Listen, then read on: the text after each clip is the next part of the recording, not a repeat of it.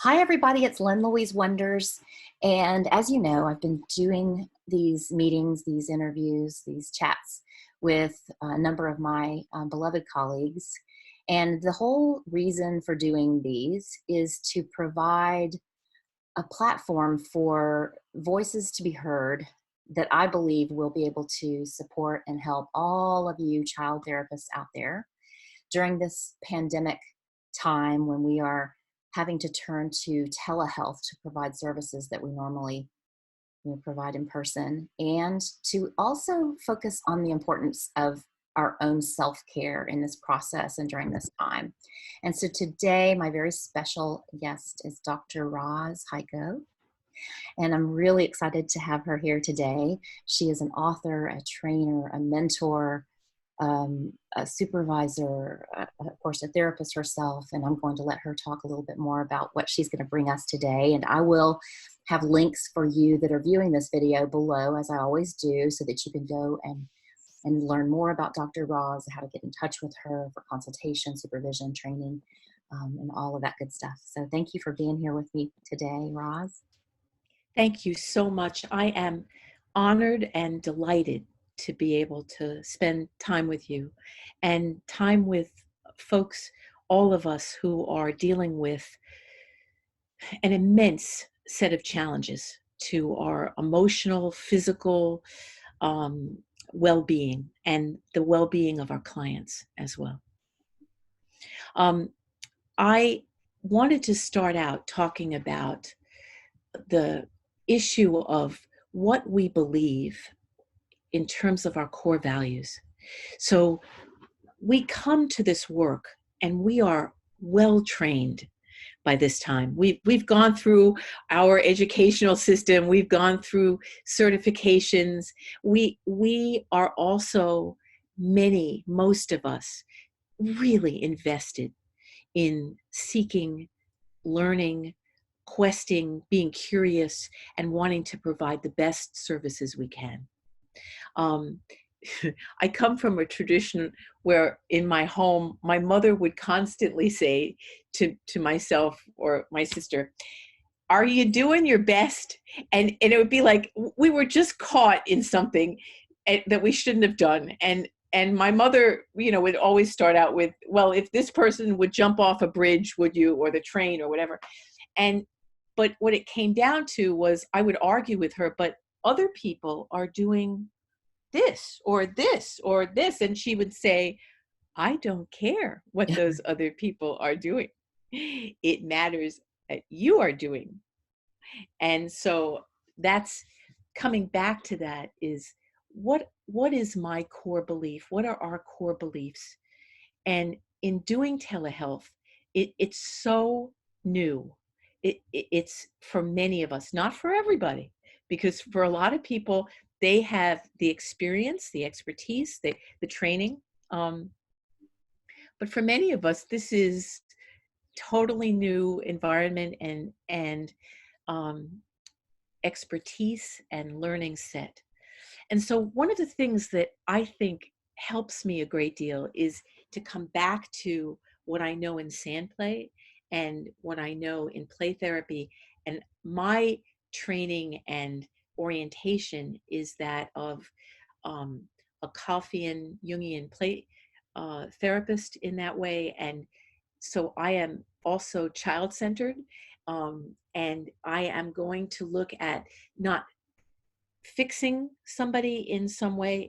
I started out this work knowing as a young person thousands of years ago that it was my job to fix people. What did I know? You can't fix people if they're not broken. And there are many ways that sand play therapists and play therapists, we do directive work all the time as well.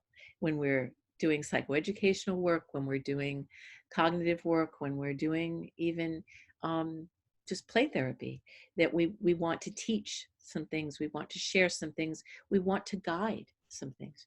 But my core value is that people are going to have the resources they need or can find with my help to heal themselves, to use those resources to be able to get to whatever it is they want to get and whatever they need to get, or whatever their parents want them to get, if they have very bossy parents, who also want to ensure the safety of their children.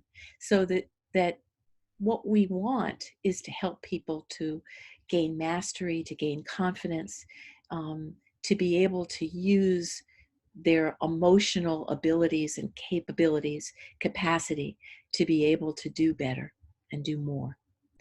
In thinking about this challenge that we have for ourselves, I was thinking about something that is always very close to my heart, which is journeying. So when we set out on a journey, we think about just, so we go to a place, we go into the wilderness, we go into the jungle, we go into the lava pits, we go onto the mountaintop, we go and we find that there are things that are obstacles to us. There are places in our heart, in our head, that keep us from getting what we really need and want.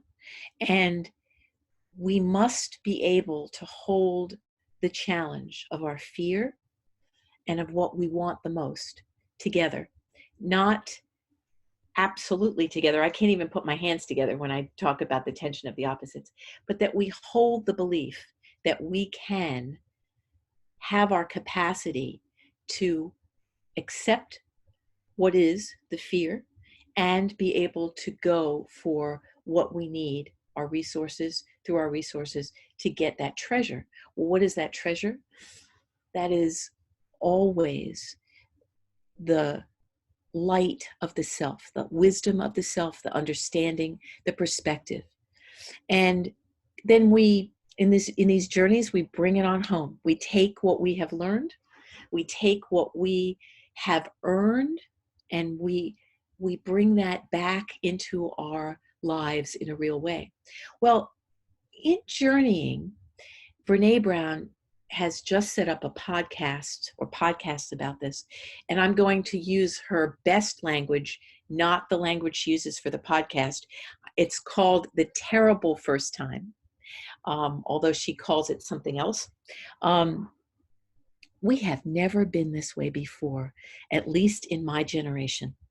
And in many generations here, we have never seen what we see right now. So this terrible first time is new for all of us. And for those of us who are well trained and who all, let's call us perfectionists in some way, I maybe touching on that a little bit, we want to get it right. And I like to get it right as soon as I can. But I don't know how to get this right because I've never been here before.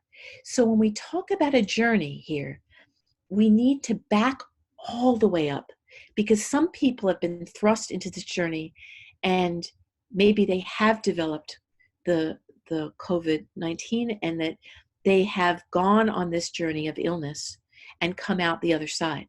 But for many of us who are not in that place, and for many of us who are in different places trying to work with our clients on telehealth, we need to think about how do we want to prepare first before we even start packing for this journey. So I didn't buy a ticket for this, but I have been signed up for it and I have to go. It's not something I can choose. So to be able to think a little bit about what is it that I want to begin to write down as a list of things that I need to take with me, not just the physical kinds of things like the masks or being able to go back into the office and open the office up or be able to pay for the office overhead, or so many of those things that we need to think about as business owners as well as an agency employees, as well as, thinking about the emotional kinds of preparation we need. What do we need to pack with us? And that's the thing that I really want to spend time on. I am as I mentioned, a sand play therapist. And a lot of what I do is, and when I say a lot, I would say 90% of the time, I am working with people in sand trays, and holding that experience with them. Well, right now, I am not in the office. And there are ways that we can use telehealth. And I think, Lynn, you have met with, um, I think, one of the owners of virtual tray app, and talked with her about that. Um, there are many ways that people can go in the office, point to shelves, find objects, help the children or the adults put things in the trays. I know from my list of preparing and my ability right now, I am not even at the point where I can hold that. So what I need to be able to do, although I know that I will be in a different place, even a week from now, maybe a month from now, maybe 6 months from now, of course we will. Everything changes. But in this moment, I know what my capacity is. And what I have been trying to listen to are my dreams. Hmm.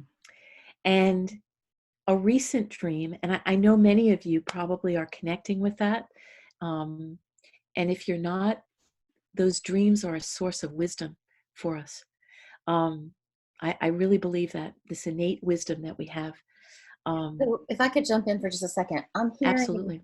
a real natural overlapping between the practical aspects of being prepared.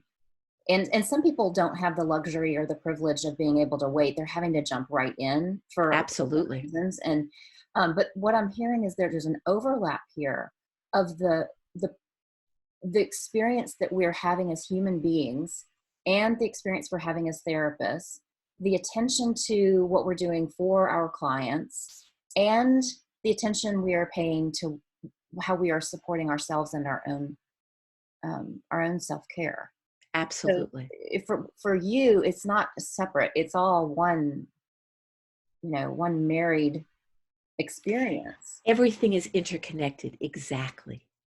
So that it's like layers on layers on layers, and they all interlock.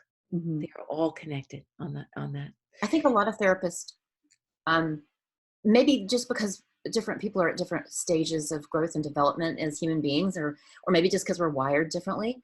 But I think that I'm learning as I'm listening to you talk is that maybe I have even been doing this myself, a sort of compartmentalizing the business side of things, the clinical side of part of things, the self-care part. And I've kind of seen it as separate.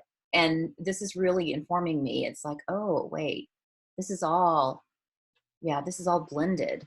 And and I think that blending is what is creating some challenges for some people because they don't know how to do that naturally. But we can't help it because we're in our homes working. The lines and the boundaries that we typically have of dividing office, home life, all of that is blurred. We're in the client's homes. Oops. Through technology, we are seeing the inside of their rooms and their homes. So there's already a blurring of some of that. And but what I'm hearing from you is that's not a bad thing.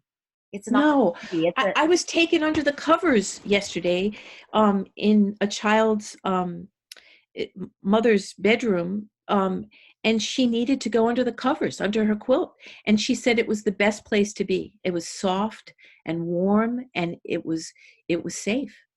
And so I went under the covers in an iPad. Another friend of mine, we keep having these experiences. She went on a trampoline. I went on a swing, and we're speaking not even metaphorically, literally. I'm bouncing up and down on an iPad or a phone. So, and we're going to places that I have never been, literally and figuratively. Um, Underneath bunk beds, in closets, outside where I thought we were alone, but a child was doing some kinetic sand and doing some work, and then I hear her mother on the patio in a lounge chair nearby go, honey, do you want something to drink? So, or a fight that occurs. So there's all this mixing. And one of our colleagues, John Burr, recently posted, and other people have done this, but he really is one of the most creative therapists I've ever met. And he works with children and families and adolescents, and he just talks about how we just lend our presence, we show up. And in this way, Lynn, this is what is so meaningful to me, is that in some ways there were times weeks ago when I could barely just show up.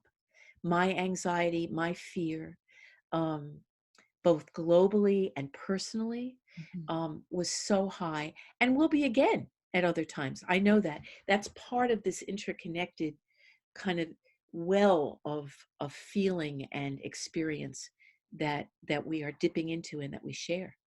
So, Um, in just in the interest of time, because I could talk to you for hours, but we can't do that today. But I'm hearing a suggestion, a practical suggestion here of paying attention to our dreams, doing some journaling. I'm guessing around our Absolutely. dreams, and really approaching that work with a lot of reverence, even if you haven't had any Jungian training.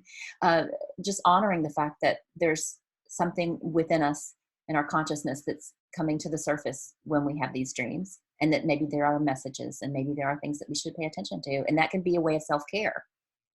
Absolutely. And what I also would like to emphasize with people is that when you write things down, if after you write them down, you could write a story about it. And if you do one thing about writing that story, and you focus on the beginning using the words once upon a time. So I abbreviate that as UAT, OUAT. So once we do that, we metaphorically enter the forest. We metaphorically look for a treasure. We metaphorically try to bring that back into our experience because we know that story form. And what I heard in my dream recently was clear and strong. And this clarity, this idea of strength, we are going to be needed for that. Yeah. So I go back to the film Gratitude by Louis Schwartzberg, that is narrated by brother David Stendel-Rost. And I will give you the link for that.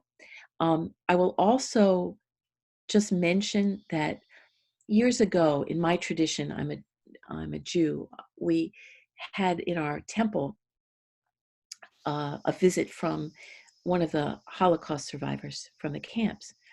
And I was young then, and I remember looking at the numbers on her arm and just being just terrified by what she had said and what I'd read. And I I don't know how I did it, but I gathered up some courage to go over to her, and I asked her just very bluntly, how did you do this?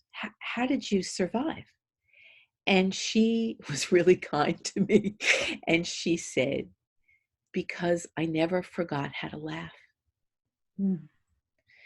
Um, and so I have never forgotten that. And it, my laughter has gone away at times in my life. And I have always been grateful and appreciative that I could remember how it could come back. I I have one other thing I wanted to say. It's my favorite book and it's out of print. And the author is Crescent Dragon Wagon. And it's a real name, Lynn. Oh, It's wow. not a fake name. Okay. And the book is My Loving Doesn't Die, said the mother when her daughter says, but what if you die? It stays with you as warm as two pairs of mittens on top of each other. When you remember you and me, you say, what can I do with so much love? I will have to give some away. what can I do with so much love? I'm going to have to give some away, but I'm also going to have to keep some for myself.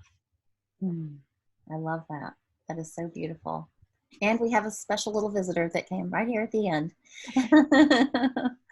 Well, thank you so much for being with us today. Thank you for sharing your wisdom and your heart and the work that you're doing in the world and to inspire other therapists. I really appreciate you.